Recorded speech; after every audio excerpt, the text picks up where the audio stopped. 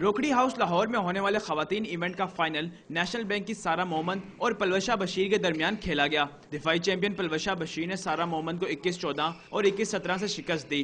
پلوشہ بشیر نے فائنل میں جیت سے زیادہ طویل عرصے بعد بیڈمنٹن ٹورنامنٹ کے انعقاد پر مسرت کا اظہار کیا۔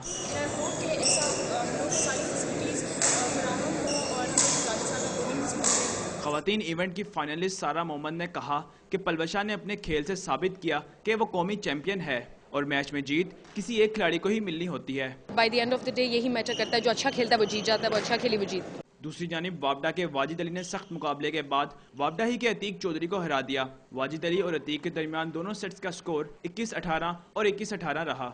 اچھا کھیلا، وہ بہت زیادہ اچھا کھیلا کیونکہ میری ایکسپیکٹیشن سے بہت زیادہ وہ اچھا کھیلا۔ میں یہ نہیں سوچ رہا تھا کہ وہ اتنا کھیلے گا، لیکن یہ کہ پھر اللہ تعالیٰ کا بہت احسان ہے۔ 7 روزہ بیڈمنٹن ٹورنامنٹ کے مینز ایونٹ میں چاروں صوبوں سمیت ملک بھر سے 11 اور خواتین کی 5 ٹیموں نے شرکت کی۔ نوجوان کھلاڑیوں نے قومی بیڈمنٹن فیڈریشن کے تنازعات کے بعد کسی کامیاب ٹورنامنٹ کے انعقاد پر خوشی کا اظہار کیا۔ کیمرہ مین عبدالواحد کے ساتھ ابراہیم بادیس، ڈان نیوز، لاہور۔